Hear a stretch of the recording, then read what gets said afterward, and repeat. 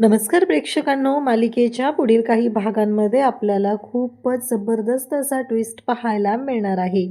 कारण इकडे कामिनीने एक मोठं कांड केलेलं आहे. तिने आता कमळीला धमकी दिलेली आहे आणि नेमकं ती गोष्ट ऋषीला समजलेली असते आणि ऋषी त्या गोष्टीचा व्हिडिओ इकडे अन्नपूर्णा आजीला दाखवतो आणि अन्नपूर्णा आजी कामिनीची कशी वाट लावते ते आपण पाहणार आहोत. आणि त्याचबरोबर इकडे आपल्याला पाहायला मिळतं की कमळीने नयनताराचे पैसे दिलेले आहेत. नयनताराला ऑलरेडी आता कमळीबद्दल खूप छान वाटत आहे आणि त्या दोघींमधलं नातं पुन्हा छान असं जुळलेलं आहे. नयनताराने तर कमळीला हात जोडून माफी मागितली आणि तिला घट्ट मिठीसुद्धा मारलेली आहे. हे आपल्याला आजच्या या व्हिडिओमध्ये पाहायला मिळणार आहे. त्यासाठी हा व्हिडिओ शेवटपर्यंत पहा. अगदी डिटेल असा व्हिडिओ आहे आणि चॅनलवर नवीन असाल तर चॅनलला नक्की सबस्क्राईब करा. तर इकडे कमळी अन्नपूर्णा आजीला म्हणत असते की अन्नपूर्णा आजी, मला काय वाटते माहिती आहे का, की आता ह्यावेळेस केक कट करायचं राहिलं की नाही, तुमची नात असती तर तिने पण तुम्हाला असंच केक खाऊ घातलं असतं की नाही, मग ह्यावेळेस मी खाऊ घालते असं समजा. आणि असं म्हणत कमळी तो केक कट करते आणि अन्नपूर्णा आजीला तो केक खाऊ घालते. त्यावेळेस अन्नपूर्णा आजीसुद्धा केकचा एक पीस घेते आणि कमळीला खाऊ घालते. खरं तर हा सगळा राडा झालेला असतो. त्यामुळं अन्नपूर्णा आजीला ऋषीकडून सांगायचंच राहिलेलं असतं की कमळीचा सुद्धा आज वाढदिवस आहे. ही गोष्ट अन्नपूर्णा आजीला माहितीच नसते. आणि इकडे हा सगळा गोंधळ झालेला असतो. हे सगळं प्रकरण झालेलं असतं म्हणजे ती गार्गी आलेली असते. त्यामुळं अन्नपूर्णा आजीने यावेळेस केकसुद्धा कट केलेला नसतो, पण कमळी तो केक कट करते आणि अन्नपूर्णा आजीला खाऊ घालते. अन्नपूर्णा आजीसुद्धा कमळीला तो केक स्वतःच्या हाताने खाऊ घालते आणि आपल्या नातीला जवळ घेते आणि त्याचबरोबर तिच्याशी प्रेमाने बोलत असते. सगळ्यांना सांगितलेलं असतं की सगळ्यांनी जेवण करून जायचं आहे. अन्नपूर्णा आजींनी स्वतः सगळ्यांची माफी मागितलेली असते. हा वाढदिवस खूप छान पद्धतीने सेलिब्रेट करायचा होता, पण तो होऊ शकलेला नाही. यासाठी सर्वांची माफी मागितलेली असते. आता नयनतारा आणि ऋषी आणि साहेबा हे तिघंजण निघालेले असतात. तेवढ्यातच कमळी तिथे येते. नयनताराच्या कमळीला 30,000 रुपये द्यायचे असतात आणि मग कमळीने आज तिघांनी काम केलेलं असतं, कमळी, निंगी आणि बंड्या. तर त्यांना 5-5 हजार रुपये मिळणार असतात. पण अन्नपूर्णा आजीने खुशीमध्ये आता सगळ्या कामगारांचं पेमेंट डबल केलेलं असतं आणि त्यामुळं कमळीला त्या कामाचे 30,000 रुपये मिळतात आणि कमळी ते पैसे घेते. म्हणजे बंड्या आणि निंगीने सुद्धा कमळीला या सगळ्यामध्ये मदत केलेली आहे आणि कमळी ते पैसे घेते आणि नयनताराकडे येते आणि म्हणते, नयनतारा मॅडम 1 मिनटं, असं म्हणत ती थांबवते आणि ते पैसे नयनताराला देते.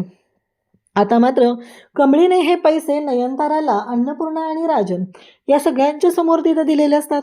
अन्नपूर्णाला तर काहीच माहिती नसतं काय झालेलं आहे आणि त्याचबरोबर हे सगळं जे काही घडत आहे तेव्हा मात्र आता सगळेजण विचारू लागतात. राजनही म्हणतो की अगं कमळी, कसले पैसे देतेस? तेव्हा अन्नपूर्णा आजीसुद्धा विचारतात, अगं कमळी, कसले पैसे आहेत? नयनतारा, काय आहे हे सगळं? आता मात्र प्रश्न पडलेला असतो. पण नयनताराला कसलाच कमीपणा न देता इकडे कमळी सरळ सांगू लागते की आजी, कसं आहे माहिती आहे का, कॉलेजमध्ये ना मला फी भरायची होती, मला आणि निंगीला. त्यावेळेस मला नयनतारा मॅडमनी मदत केली होती. त्यांनी मला हे पैसे दिलेले होते, पण त्यांनी माझ्या मदतीसाठी ते पैसे दिलेले होते, तर आता मी त्यांचे पैसे परत केले पाहिजेत की नाही, असं म्हणत कमळीने नयनतारालाच मोठेपणा दिलेला असतो आणि दाखवून दिलेलं असतं की खरंच नयनतारा किती चांगली आहे. तेव्हा मात्र आता नयनताराला धक्का बसतो आणि नयनतारा त्या क्षणी कमळीला जवळ घेते, तिच्या डोक्यावरून हात फिरवते. तिला खरं तर बरं वाटलेलं असतं.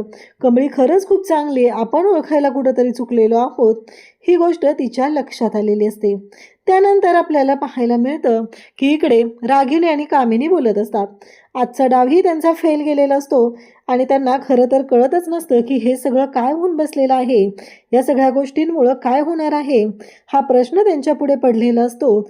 आणि त्या दोघीही बोलत असतात तेव्हा कामिनी म्हणत असते की आता त्या कमळीच्या बाबतीत मी शांत राहणार नाही. आता हे युद्ध होणार आहे रागिनी, लक्षात ठेव. इथे फक्त सूड नाही तर युद्ध होणार आहे, असं ती आवर्जून ओरडून ओरडून सांगत असते. आणि तेव्हा मात्र इकडे रागिनी पाहत असते. कामिनी भयानक अशी चिडलेली असते. तिला खूप राग आलेला असतो. तिची खूप चिडचिड होत असते आणि कामिनी म्हणत असते की आता मी शांत राहणार नाही. काहीही झालं तरीही मी शांत राहणार नाही असं म्हणत ती ओरडत बोलत असते आणि इकडे रागिनीला सांगत आहे की मी सोडणार नाही, त्या कमळीला मी सोडणार नाही. म्हणजे आता सुडाच्या आगीने पेटून उठलेली आहे ती कामिनी. का तर म्हणे कमळीने माझ्या आयुष्यामध्ये ह्या सगळ्या चुकीच्या गोष्टी आणलेल्या आहेत. आता कमळीने हिच्या आयुष्यामध्ये काय आणले, तर हिचा सगळ्यांच्या समोर अपमान झाला, साखरपुडा मोडला अनिकाचा आणि हिचं थोबाड रंगवलेलं असतं. तर आता कमळीचं कॉलेजचं रुटीन सुरू झालेलं आहे, एक्झाम्स आलेले आहेत, डिबेट कॉम्पिटिशन आहे. त्यासाठी कमळीची आता जोरदार तयारी सुरू आहे. कमळीच्या डोक्यावर जे टेन्शन होतं ते टेन्शन मिटलेलं असतं आणि त्यामुळं कमळी आता कामाला लागलेली असते. खरं तर अभ्यासाला लागलेली असते. कमळी मनापासून ह्या सर्व गोष्टी करत असते. परंतु घडतं असं की कामिनी नेमकी कमळी लायब्ररीत अभ्यास करत आहे तर तिथं जाते. तिथं गेल्यानंतर कमळीला ती म्हणते की तुला काय वाटलं तुझं सगळं व्यवस्थित होऊ देईल? या कामिनीला तू ओळखलेलं नाहीये. भल्या भल्यांचे आवाज मी बंद केलेले आहेत आणि तेही कायमचे. एवढं लक्षात ठेव. काही झालं तरी तुला मी सोडणार नाही असं कामिनी तिला बोलत असते. कमळी मात्र बिचारी घाबरलेली असते. आज कडू आजी वेगळ्याच पद्धतीनं कमळीला धमकी देते असं कमळीच्या डोक्यात सुरू झालेलं असतं आणि तेव्हा मात्र कामिनी तिला बोलत असते. कामिनी तिला म्हणत असते की एक गोष्ट लक्षात ठेव, काहीही झालं तरीही माझ्यापासून कोणीही सुटू शकत नाही आणि तू एवढं सगळं केलेलं आहे. त्या दिवशी त्या कार्यक्रमात येऊन तू राडा घातलास, तू हे सगळं केलंस आणि तुझ्यामुळं माझ्या वहिनीने माझ्या कानाखाली जाळ काढलेला आहे आणि ती 4 बोटं माझ्या गालावरती उमटलेली आहे आणि त्या 4 बोटांची शपथ घेऊन मी तुला सांगते की तुला आता मी सोडणार नाही. हे सगळं जेव्हा कामिनी बोलत असते तेव्हा मात्र इकडे कमळीला धक्का बसलेला असतो. कारण हे सगळं काय आहे, कारण कामिनीला अशा रूपामध्ये कमळीने कधीच पाहिलेलं नव्हतं.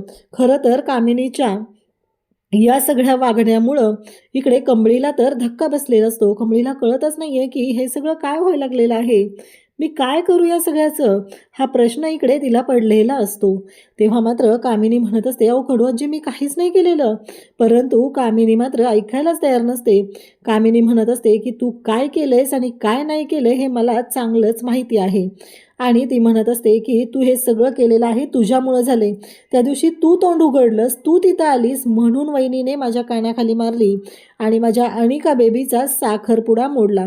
नाही तर ऋषीबरोबर तिचा साखरपुडा झाला असता आणि माझ्या अनिका बेबीचं सुख तूही राहून घेतलेलं आहे. कमळीला मात्र खरं तर टेन्शन आलेलं असतं. कारण ती म्हणालेली असते की आता तुला सोडणार नाही, तुला मी बर्बाद केल्याशिवाय शांत राहणार नाही अशी धमकी इकडे कमळीला या कामिनीनं दिलेली आहे. खरं तर चुकायचंही नाही आणि बिचाऱ्या कमळीला धमकी दिलेली असते. कमळी मात्र तिथे रडत असते. निंगी तिथे येते आणि निंगी कमळीला म्हणू लागते अगं कमळे अजून झाला नाही अभ्यास तुझा आणि काय झालं, तुझे डोळे असे का सुजलवणे दिसत आहेत? असं जेव्हा निंगी म्हणते तेव्हा मात्र कमळीला धक्का बसतो. कमळी म्हणते की नाही काही नाही गं. आणि आता मात्र प्रश्न पडलेला असतो निंगीला, कमळे काय झालंय मला सांग, कशामुळे तू रडतीयस, काय झालंय असं म्हणत निंगी आता कमळीला विचारू लागते. जेव्हा निंगी कमळीला या सगळ्या गोष्टी विचारत असते तेव्हा मात्र इकडे कमळी आता डोळे सुजलेले असतात. ती खूप रडलेली असते कारण या सगळ्या गोष्टी हिच्यामुळं झालेल्या असतात. तर आता मात्र इकडे निंगी ऋषीला फोन करते आणि ऋषीला सांगू लागते की ऋषी सर काहीतरी प्रॉब्लेम झालेला आहे आणि मला कळत नाही आहे की हे सगळं काय झालेलं आहे आणि कशामुळं झालेलं आहे. कमळी मात्र खूप रडत आहे आणि ती लायब्ररीत होती आणि मी लायब्ररीतून तिथून बाहेर येताना त्या कडू आजीला पाहिलेलं आहे. ऋषी म्हणतो काय, त्या तिथं आलेल्या होत्या आणि त्या तिथं कशाला आलेल्या होत्या असं ऋषी विचारू लागतो. तेव्हा ती सांगू लागते की मला नाही माहिती त्या कशाला आलेल्या होत्या, पण त्या तिथून गेल्या आणि मगच कमळी रडायला लागलेली आहे.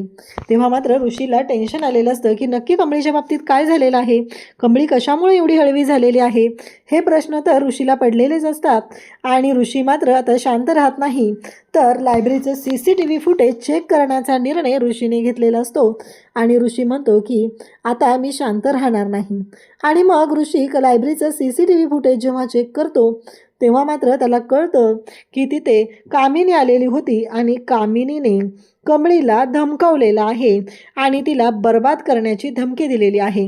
आता ऋषीला मात्र खूप राग आलेला असतो या कामिनीचा, कारण या कामिनीनं जे काही काम केलेलं आहे ते तिला असं वाटत असेल की तिनं खूप छान काम केलेलं आहे, परंतु या सगळ्यामध्ये ऋषीने मात्र तिला चांगलंच पकडलेलं असतं. ऋषी म्हणत असतो की आता मी शांत राहणार नाही, कारण मला कळलेलं आहे आणि आता हे अन्नपूर्णा आजीच्या कानावर घालणं गरजेचं आहे. जोपर्यंत या सगळ्या गोष्टी मी अन्नपूर्णा आजींना सांगत नाही तोपर्यंत मी शांत राहणार नाही, हे ऋषीने ठरवलेलं असतं. मग ऋषी आता डिरेक्टली अन्नपूर्णा आजीकडे घरी येतो आणि घरी आल्यानंतर ऋषी तिथं अन्नपूर्णा आजीला म्हणू लागतो की मला तुमच्याशी महत्त्वाचं बोलायचं आहे. अन्नपूर्णा आजी म्हणते, अरे काय झालं, म्हणजे अचानक आज तू घरी आलेला आहेस, कळलं नाही आहे. तेव्हा ऋषी म्हणतो की कमळीच्या बाबतीत एक गोष्ट तुम्हाला सांगायची आहे. तेव्हा अन्नपूर्णा म्हणते की चल बोलूया आपण. मग तो विचारतो, कामिनी मॅडम आहेत का इथे? तेव्हा अन्नपूर्णा म्हणते की नाही, ती बाहेर गेलेली, तू बोल, बिनधास्त बोल, काहीही काळजी करायची गरज नाही, असं आता इकडे अन्नपूर्णा आजी ऋषीला सांगते. तेव्हा मात्र ऋषी म्हणत असतो की अन्नपूर्णा आजी, त्या कामिनी मॅडमनी कमळीला धमकी दिलेली आहे आणि हे CCTV फुटेज.